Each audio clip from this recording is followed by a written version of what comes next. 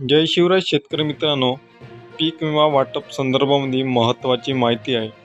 तर ज्या शेतकऱ्यांनी खरीप आणि रब्बीमधील 2025चा पीक विमा काढलेला होता, त्या शेतकऱ्यांचं काहीचं अप्रूव्ह, काहीचं रिजेक्ट, तर काहीला स्टेटस क्लेम हे काहीतरी रक्कम तिथं दाखवत असेल, तर अशा शेतकऱ्यांना आता पीक विम्याचे वितरण होण्याची शक्यता हे वर्तवण्यात येत आहे.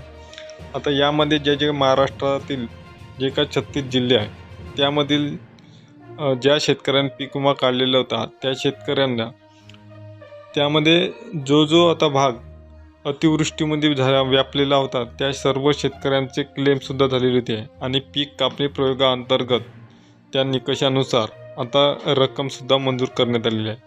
आता ज्या शेतकऱ्यांचा लॉट क्रिएटेड दाखवत आहे किंवा अप्रूव्ड दाखवत आहे, अशा शेतकऱ्यांना पीक विमा कंपनीकडून जूनच्या शेवटच्या हप्त्यामध्ये पैशाचं वितरण होण्याची शक्यता हे वर्तवली जात आहे, अशी माहिती समोर आलेली आहे. शेतकरी मित्रांनो, कृषी विभागामार्फत किंवा पीक विमा कंपनीकडून मिळालेल्या माहितीनुसार पीक विमा ज्या शेतकऱ्यांचा मंजूर आहे त्या सर्व शेतकऱ्यांना पूर्ण नाही पण DBT मार्फत ज्या शेतकऱ्यांना शक्य होईल अशा शेतकऱ्यांना पीक विम्याची रक्कम मिळण्यात येणार आहे, अशी सुद्धा माहिती समोर आली आहे. त्यामुळे आता नवीन GRसुद्धा या जूनच्या शेवटच्या आठवड्यामध्ये खरीप 2026चा पीक विमा येणार आहे आणि त्यासोबतच ज्या शेतकऱ्यांचा रखडलेला पीक विमा आहे तो देखील काही प्रमाणात मिळू शकतो. 100% सर्व शेतकऱ्यांना पीक विम्याचे पैसे मिळणार नाही आणि नवीन खरीपचा देखील शासन निर्णय हा देखील निघणार आहे.